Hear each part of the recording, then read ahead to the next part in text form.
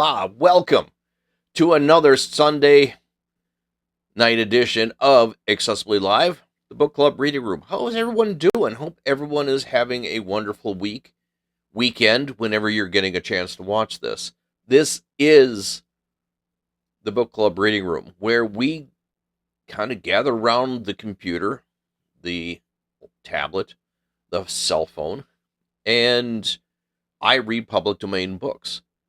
We've been doing this for almost 2 years now, wide variety of books, and this is my response to the stupidity that are in some states going on, where they are banning books, and they are some places, some stupid church people burning them. Kind of like what they did in a certain country in 1930s.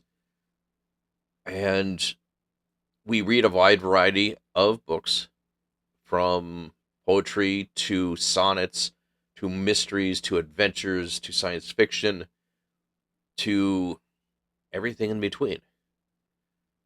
We've read The Scarlet Letter, which is definitely on the radar of a lot of the crazies out there, because it deals far too well with some of the stupidity going on. Right now, however, what we are doing here is we are in the midst of a second book we started last week. This book is one of the classics from H.G. Wells. It is in public domain. This is The Island of Dr. Moreau. It has been redone several times in the movies. A couple really great adaptations. One with Michael York, that was a British actor back in the 1960s. He did a phenomenal job. If you can find that version of The Island of Dr. Moreau with Michael York, get it, watch it. It was amazing. Right now, we want to get back into it. It's about 4 chapters each night, because I'm hoping to get something special arranged next, this for Halloween this year, and so I'm working on that. But I wanted to get something fun to get us all ready for some spectacular adventures. And we're gonna get started. By the way, I am Joel K. Welcome, glad to have you here, and we are going to get started with The Island of Dr. Moreau. This is chapter 4. At the schooner's rail. Last night, land was sighted after sundown, and the schooner hove to. Montgomery intimated that this was his destination. It was too far to see any details. It seemed to me then simply a low-lying patch of dim blue in the uncertain blue-gray sea. An almost vertical streak of smoke came up from the sky. The captain was not on deck when it was sighted. After he had vented his wrath on me, he staggered below, and I understood he went to sleep on the floor of his own cabin. The mate practically assumed the command. He was a gaunt, taciturn individual who had seen at the wheel. Apparently, he was in an evil temper with Montgomery. He took not the slightest notice of either of us. We dined with him in a sulky silence after a few ineffectual efforts on my part to talk. It struck me, too, that the men regarded my companion in his animals in a singularly unfriendly manner. I found Montgomery very reticent about his purposes with these creatures, and about his destination, and though I was sensible of growing curiosity as to both, I did not press him. We remained talking on the quarter deck until the sky was thick with stars. Except for an occasional sound in the yellow-lit forecastle and a movement of the animals now and then, the night was very silent and still. The puma lay crouched together, watching us with shining eyes, a black heap in the corner of its cage. Montgomery produced some cigars. He talked to me of London in a low tone, half painful remnants, asking all kinds of questions about changes that had taken place. He spoke like a man who had loved his life there and had been suddenly and irrevocably cut off from it. I gossiped as well as I could of this and that. All the time, the strangeness of him was shaping itself in my mind, and as I talked, I peered at his odd, pallid face in the dim light of the binnacle lantern behind me. Then I looked out onto this darkling sea, wherein the dimness of his island was hidden. This man, it seemed to me, had come out of immensity mere to save my life. Tomorrow he would drop over the side and vanish again out of my existence. Even to even had it been under commonplace circumstance, it would have made me a trifle thoughtful. But in the first place, it was singularly of an educated man living on an unknown little island, and coupled with that extraordinary nature of his own luggage. I found myself repeating this captain's question. What did he want with the beasts? Why, too, had he pretended they were not his when I had remarked about them at first? Then, again, in his personal attendant, there was a bizarre quality which had impressed me profoundly. These circumstances threw a haze of mystery around the man. They laid hold of my imagination and hampered my tongue. Towards midnight, our talk of London died away, and we stood side by side, leaning over the bulwarks and staring dreamily over the silent, starlit sea, each pursuing his own thoughts. It was the atmosphere for sentiment, and I began upon my gratitude. If I may say it, said I, after a time, you have saved my life. Chance, he answered, just chance. I preferred to make my thanks to the accessible agent. Thank no one. You you had the need, and I had the knowledge. And I interjected and fed you much as I would collected a specimen. I was bored and wanted something to do. If I had been jaded that day, or hadn't liked your face, well, it's a curious question. Where would you have been now?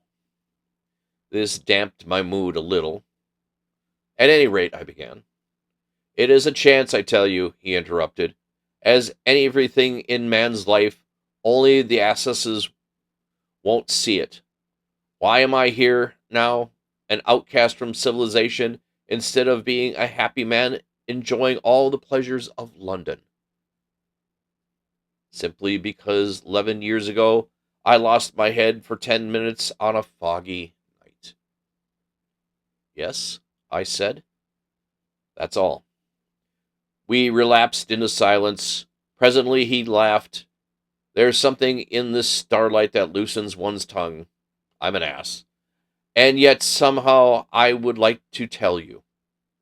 Whatever you tell me, you may rely upon my keeping it to myself, if that's it. He was on the point of beginning, and then shook his head doubtfully. Don't, said I. It is all the same to me. After all, it is better to keep your secret. There is nothing gained but a little relief if I respect your confidence. If I don't, well, he grunted undecidedly. I felt I had him at a disadvantage. Had caught him in the mood of indiscretion, and to tell the truth, I was not curious to learn what might have driven a young medical student out of London. I have an imagination. I shrugged my shoulders and turned away.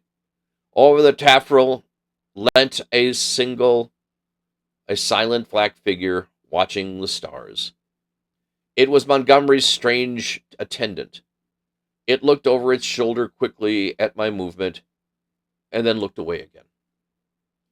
It may seem a little thing, perhaps, but it came like a sudden blow to me. The only light near us was the lantern at the wheel. The creature's face was turned in one brief instant out of the dimness of the stern towards the illumination, and I saw that the eyes that glanced at me shone with pale green light. I did not know that the reddish luminosity at is not uncommon in human eyes. The thing came to me as a stark inhumanity. The black figure, with its eyes of fire, struck down through all my adult thoughts and feelings, and for a moment I had forgotten the horrors of my childhood came back to me. Then the effect passed as if it had come. An uncouth man figure, and figure of no particular import, hung over the taffrail against the starlight, and I found Montgomery was speaking to me. "I'm thinking of turning in, then," he said, "if you've had enough of this." I answered him indisgruntledly. We went below, and I wished him good night at the door of my cabin. That night I had some very unpleasant dreams. The waning moon rose late. Its light struck a ghostly white beam across my cabin, and made an ominous shape on the planking by my bunk. Then the stag hounds woke and began howling and baying, so I dreamt fitfully and scarcely slept until the approach of dawn. Chapter 5. The Man Who Had Nowhere to Go. In the early morning, it was the second morning of my recovery, and I believe the fourth after I was picked up. I awoke through the avenue of tumultuous dreams, dreams of guns and howling mobs, and became sensible of hoarse shouting above me.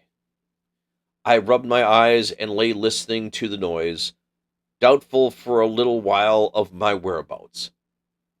Then came the sudden pattering of bare feet, the sound of heavy objects being thrown about, a violent creaking, and the rattling of chains.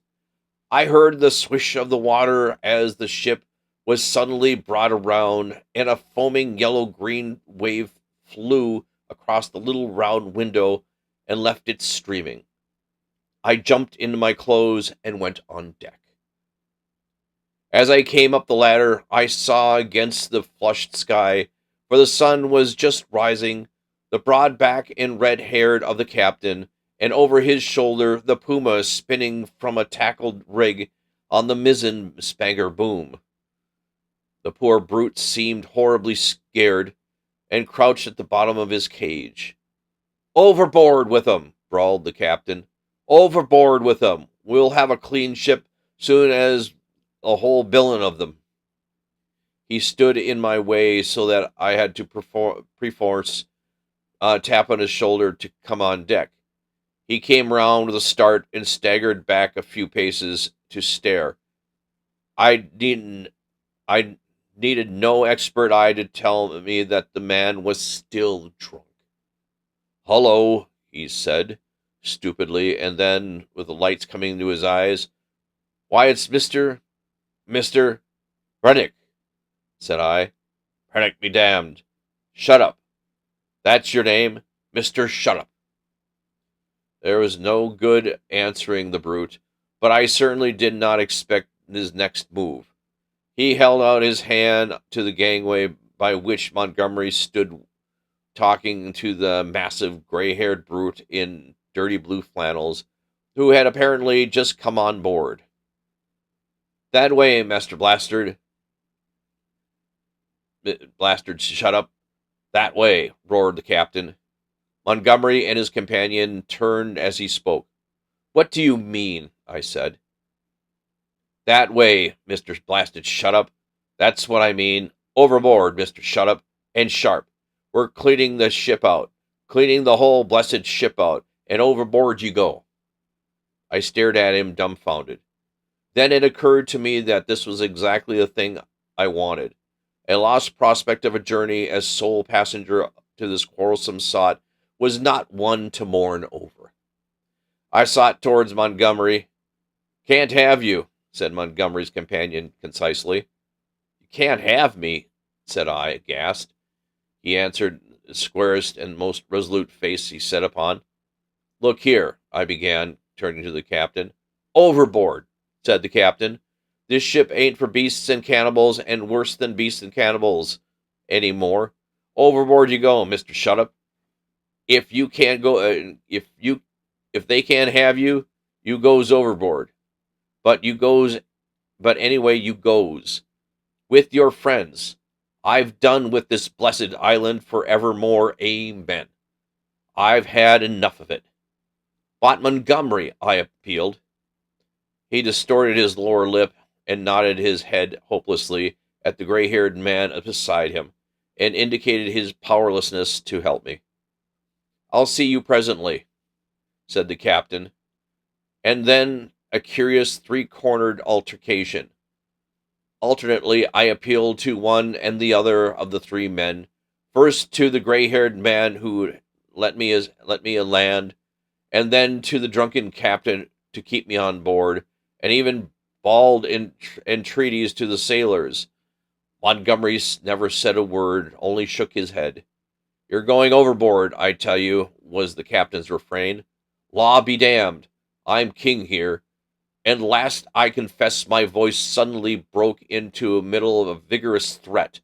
I felt a gust of hysterical petulance, and went aft and stared dismally at nothing. Meanwhile, the sailors progressed rapidly with the task of unshipping the packages and caged animals. A large launch with two standing lugs lay under the lee of the schooner, and into these the strange assortment of goods were swung. I did not see the hands from the island that were receiving the packages, for the hull of this launch was hiding from me the side of the schooner. Neither Montgomery nor his companion took the slightest notice of me, but busied themselves in assessing and directing the 4 or 5 sailors who were unloading the goods. The captain went forward, interfering rather than assisting. I was alternately despairfully and desperate.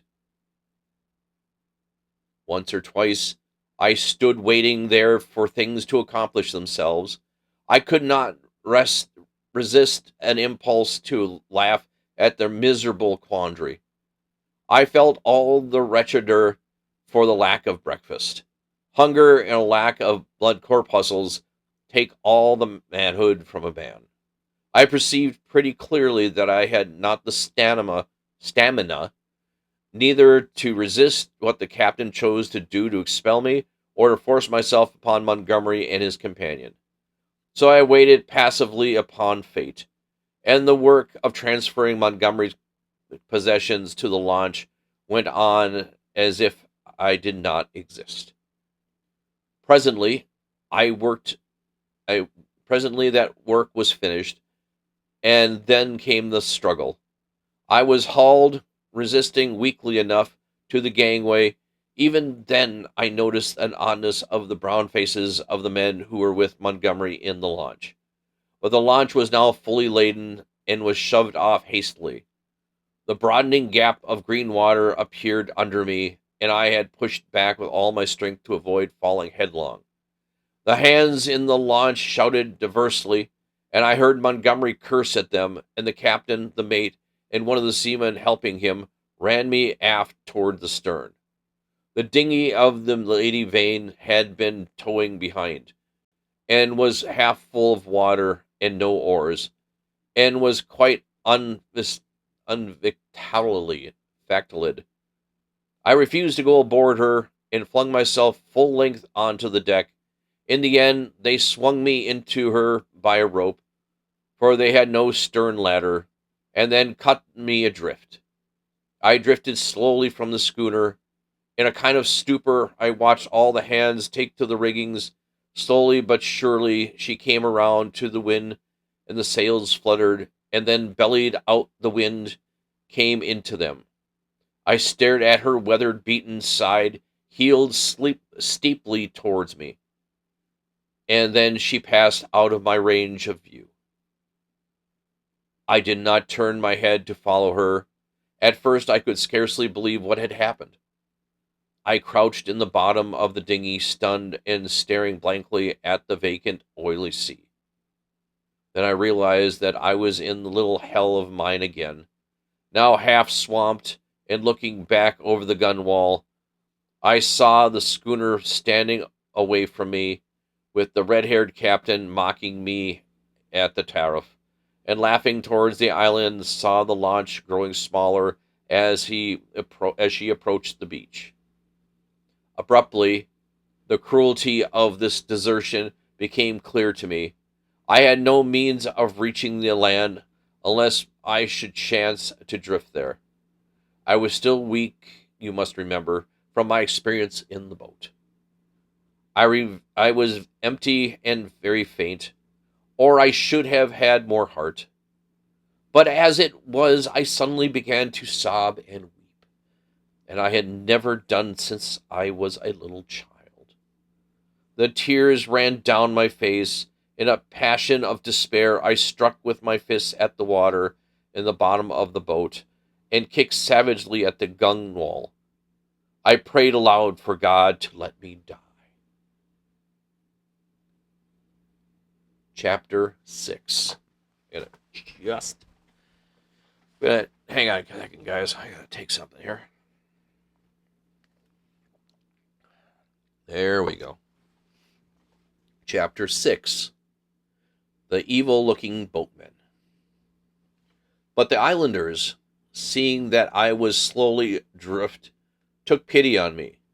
I drifted very slowly toward the east, approaching the island slantly, and presently I saw, with hysterical relief, the launch come around and turn towards me.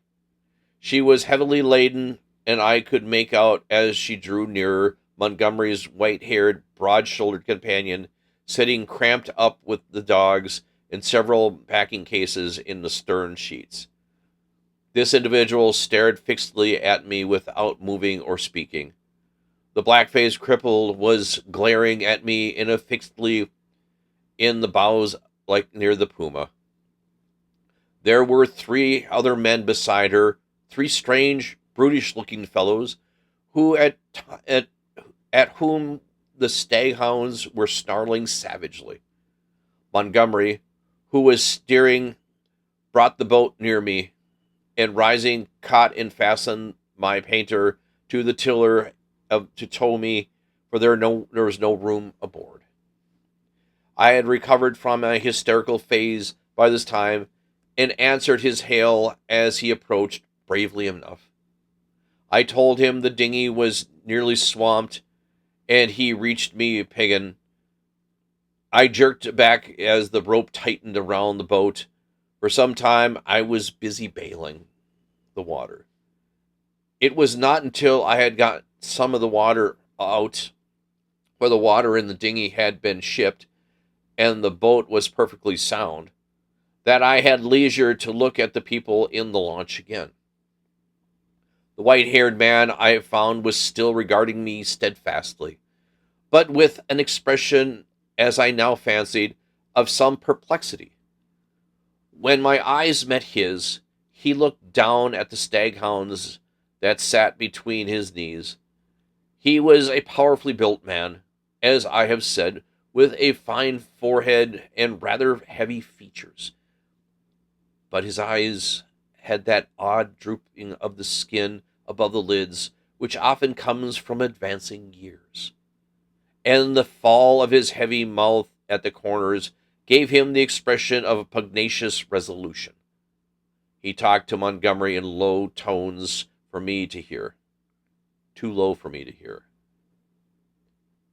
From me to my eyes traveled to the 3 men, and the strange crew they were. I saw only their faces, yet there was something in their faces, I'm not sure what, that gave me an odd spasm of disgust. I looked steadily at them, and the impression did not pass, though I failed to see what had occasioned it. They seemed to me to be the brown men, but their limbs were oddly swathed in some thin, dirty white stuff, that even down to their fingers and feet. I had never seen men so wrapped up, and women only in the East. They wore turbans too, and thereunder peered out their elfin faces at me, faces with protruding lower jaws and bright eyes. They had lank black hair, almost like horsehair, and seemed as they sat to exceed their stature of any race of men that I had known. The white-haired man, who I knew was a good 6 feet in height, sat in the head below any of the other three. I found afterwards that they really none were taller than myself, but their bodies were abnormally long, and the thigh part of their legs short and curiously twisted. At any rate, they were an amazing ugly group, and over the heads of them, under the forward lug, appeared the black face of the man whose eyes were luminous in the dark. As I stared at them, they met my gaze, and then at first and then another turned away from my direct stare and looked at me in an odd, furtive manner. It occurred to me that I was perhaps annoying them, and I turned my attention to the island we were approaching. It was low, covered with thick vegetation, chiefly the kind of palm that was new to me. From one point to From one point a thin white thread of vapor rose, slanting to an immense height, and then frayed out like a down feather. We were now within the embrace of the broad bay, flanked on either hand by a low promontory. The beach was of dull gray sand and sloped steeply up to a ridge perhaps 60 or 70 feet above the sea level, and irregularly set with trees and undergrowth. Halfway up was a square enclosure of some grayish stone, which I found subsequently was built partly out of coral and partially out of pumice lava. Two thatched roofs peered from within the enclosure. A man stood awaiting us at the water's edge. I fancied a while that they were still far off, that I saw some others and very grotesque looking creatures scuttling into the bushes upon the slope, but I saw nothing of these as we drew nearer. This man was of a moderate size, with a blackened face. He had a large, almost lipless mouth, extraordinary lank arms, long, thin feet, and bow legs, and stood with a heavy face thrust forward, staring at us. He was dressed like Montgomery, and his white-haired companion, in a jacket and trousers of blue serge. As we came still nearer, this individual began to run to and fro on the beach, making the most grotesque movements. At a word of command from Montgomery, the four men in the launch sprang up and, with singularly awkward gestures, struck the lungs. Montgomery steered us toward and around the narrow little dock excavated into the beach. Then the man on the beach hastened towards us. This dock, as I call it, really was a mere ditch, just long enough for this phase of the tide to take the longboat. I heard the bows grind into the sand, stave the dinghy off of the rudder, and the big boat with my piggin and freeing the painter landed. The three muffled men, with the clumsiest movements, scrambled out upon the sand and forthwith set to landing the cargo, assisted by a man actually on the beach. I was struck especially by the curious movements of the legs of the three swathed and bandaged boatmen. Not stiff were they, but distorted in some odd way, almost as if they were jointed in the wrong places. The dogs were still snarling and strained at their chains after these men, as the white-haired man landed with them. The three big fellows spoke to one another in a odd guttural tones, and the man who had waited for us on the beach began chattering to them excitedly. A foreign language, I fancied, as they landed hands on some of the bales piled near the stern. Hang on, guys, I gotta do something really fast here before I crash it. Keeping myself so I don't crash and burn. There you go. Somewhere I heard such a voice. Somewhere I had heard such a voice before, and I could not think where.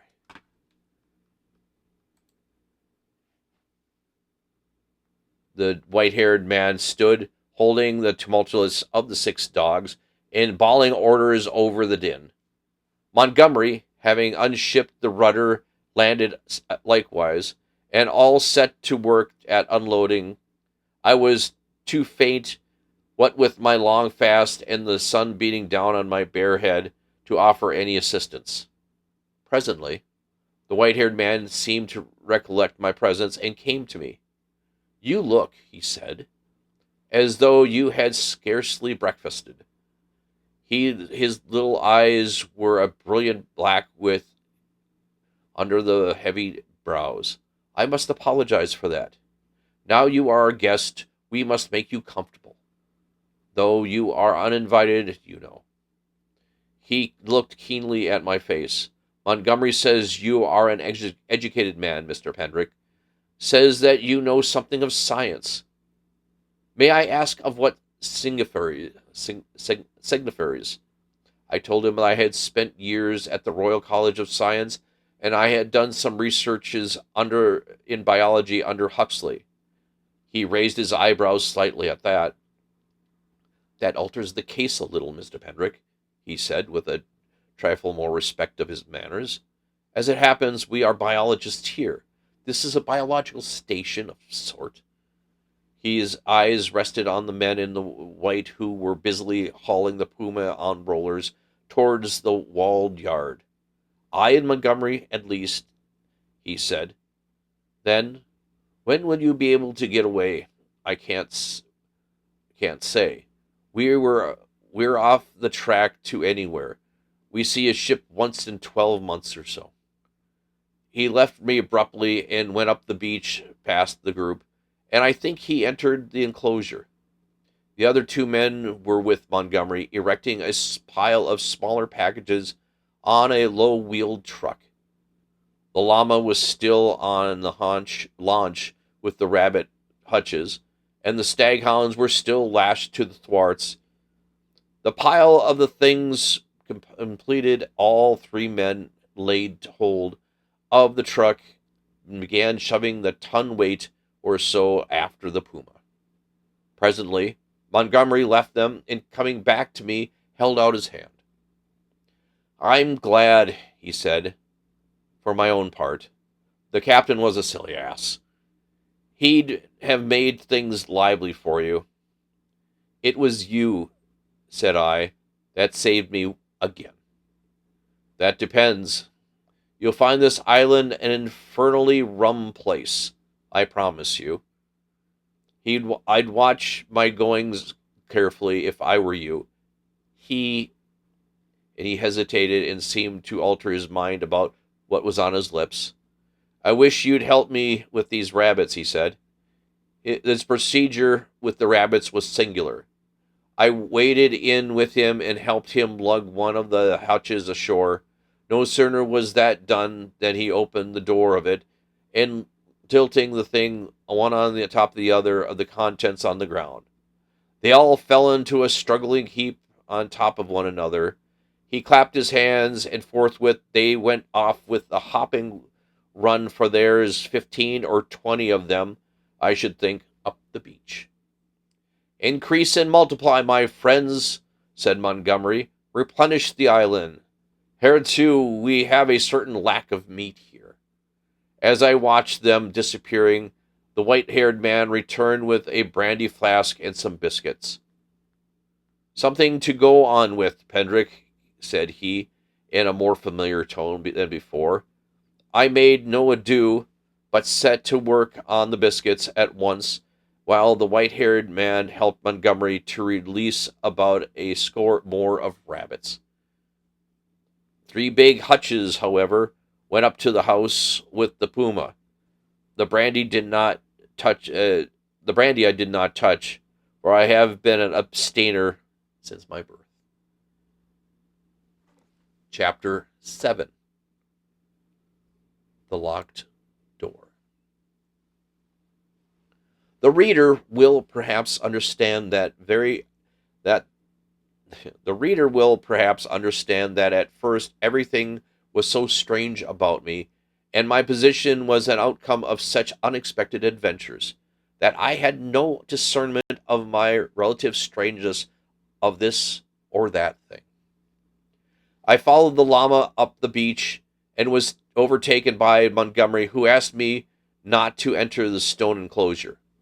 I noticed then that the puma was in its cage, and the pile of packages that had been placed outside the entrance of this quadrangle. I turned and saw the launch had now been unloaded, run out again, and was being beached as the white-haired man was walking towards us. He addressed Montgomery. And now what comes the problem of this uninvited guest?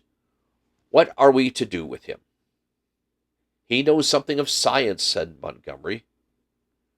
I'm itching to get to work again with this new stuff, said the white-haired man, nodding towards the enclosure. His eyes grew brighter. I dare say you are, said Montgomery, in anything but a cordial tone. We can't send him over there. We can't spare the time to build him a new shanty, and we certainly can't take him over in our confidence just yet.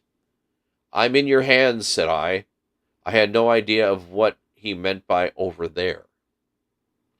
I've been thinking of some things, Montgomery said. There's my room with the outer door. That's it, said the elder man promptly, looking at Montgomery, and all 3 of us went towards the enclosure. I'm sorry to make a mystery, Mr. Pendrick, but you'll remember you are uninvited. Our little establishment here contains a secret or so, and is kind of a Bluebeard's chamber, in fact. Nothing very dreadful, really, to a sane man, but just now we don't know you. Decidedly, said I. I should be a fool to take offense at any want of confidence. He twisted his heavy mouth into a faint smile with the corners of each mouth down, and bowed his acknowledgment of my compliance. The main entrance to the enclosure was passed. It was a heavy wooden gate framed with iron and locked with the cargo of the launch piled outside it. And at the corner we came to a small doorway I had not previously observed. The white-haired man produced a bundle of keys from the pocket of his greasy blue jacket, opened this door, and entered. His keys and the elaborate locking up of the place, even while it was still under his eye, struck me as peculiar.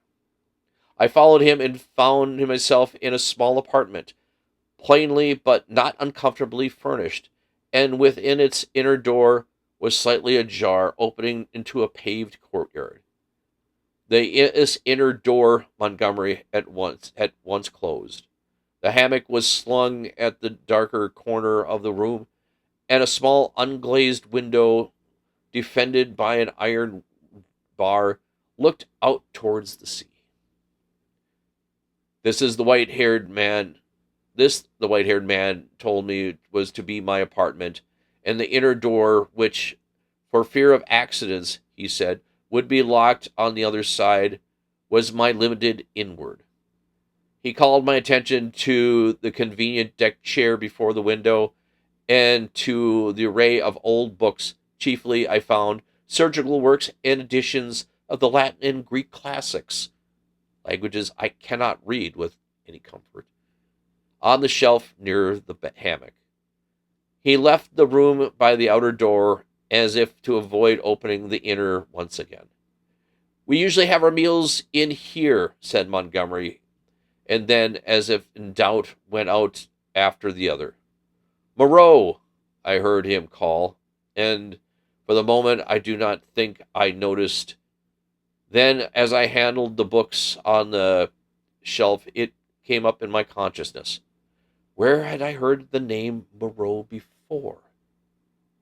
I sat down before the window, took out the biscuits that I had still remaining to me, and ate them with an excellent appetite. Moreau. Through the window, I saw one of these uncomfortable men in white lugging a packing case along the beach.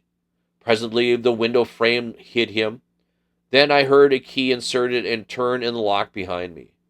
After a little while, I heard through the lock door the noises of the staghounds that had now been brought up from the beach.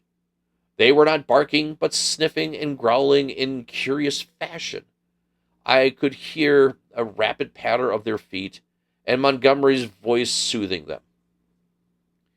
I was very much impressed by the elaborate secrecy of these two men regarding the contents of the place. And for some time I was thinking that the uncomfortable familiarity with the name of Moreau, but it was odd. It was the name memory. I could not recall that the well known name in its proper connection. From that, my thoughts went to the inevitable queerness of the deformed man on the beach. I had never seen such a gait, such as odd motions as he pulled at the box. I recalled that none of these men had spoken to me, though most of them I had found looking at me at one time or another in a peculiar furtive manner, quite unlike the frank stare of your unsophisticated savage. Indeed, they had all seemed remarkably taciturn, and they did speak, endowed with very uncanny voices. What was wrong with them? Then I recalled the eyes of Montgomery's ungainly attendant. Just as I was thinking of him, he came in. He was now dressed in white and carried a little tray with some coffee and boiled vegetables thereon. I could hardly repress a shuddering recoil as he came, bending amiably, and placed the tray before me on the table. Then astonishment paralyzed me. Under his stringy black locks, I saw his ear. It jumped upon me suddenly, close look to my face. The man had pointed ears covered with fine brown fur. Your breakfast, sir, he said. I stared at his face without attempting to answer him. He turned and went towards the door, regarding me oddly over his shoulder. I followed him out with my eyes, and as I did so, by some odd trick of unconscious cerebration, there came surging into my head the phrase, the Moreau Hollows. Was it? The Moreau... Ah! It sent my memory back 10 years. The Moreau horrors. The phrase drifted loose into my mind for a moment, and then I saw it in red lettering on the little buff-colored pamphlet, to read which made me shiver and creep. Then I remembered distinctly all about it. That long-forgotten pamphlet came back with startling vividness to my mind. I had been mere lad then, and Moreau was, I suppose, about 50. A prominent and masterful psychologist, well known in the scientific circles for his extraordinary imagination and his brutal directness in discussion. Was this the same Moreau? He had published some very astonishing facts in connection with transfusions of blood, and addition was known to be doing valuable work on morbid growths. Then suddenly his career was closed. He had to leave England.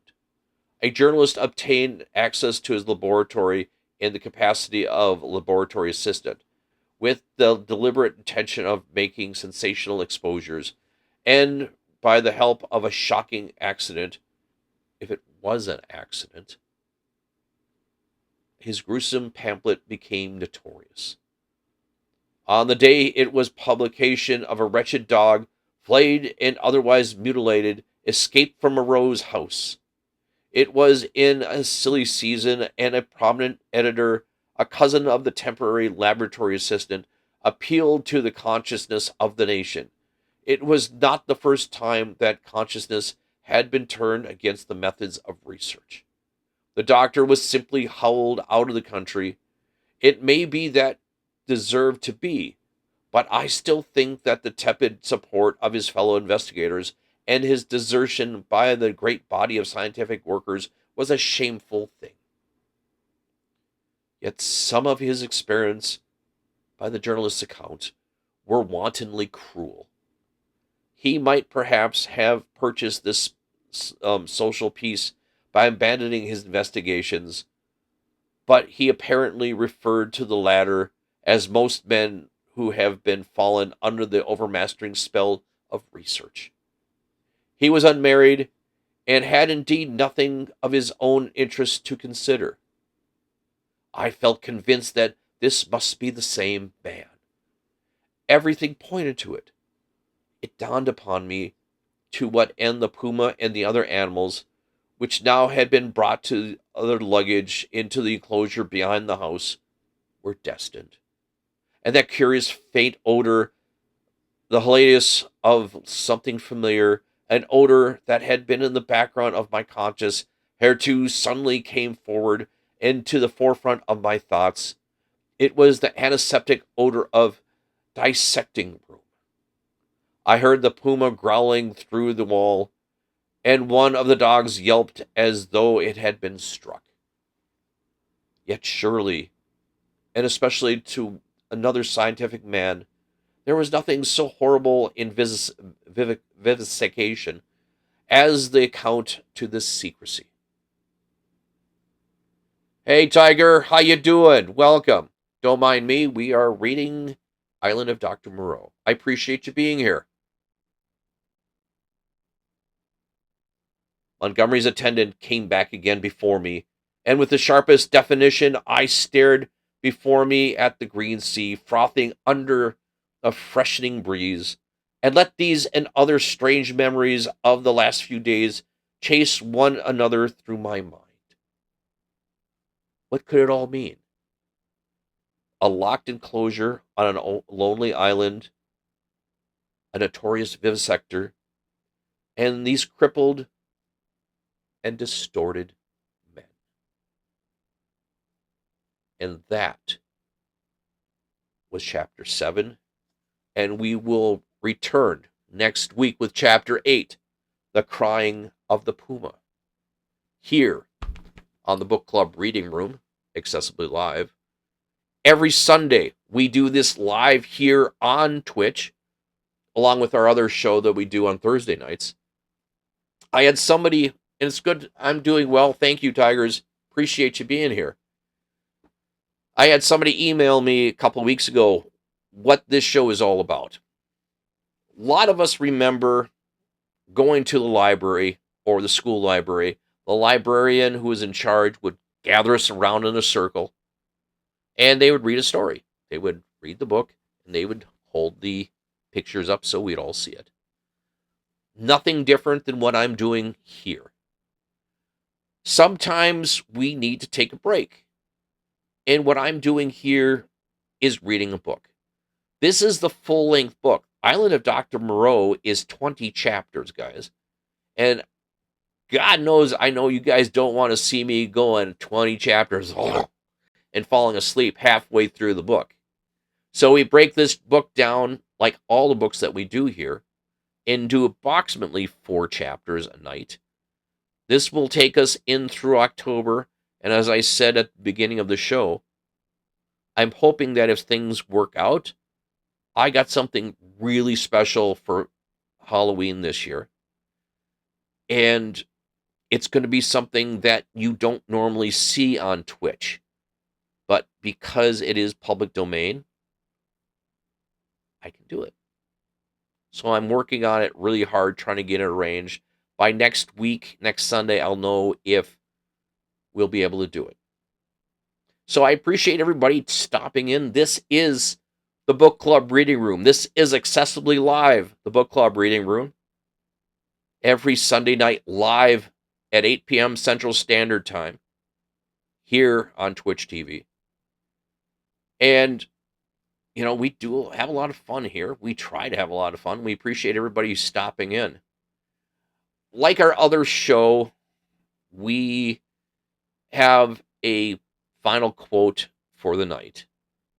And for myself, being a good reader and being an old school teacher, there is gray here, guys. Remember that.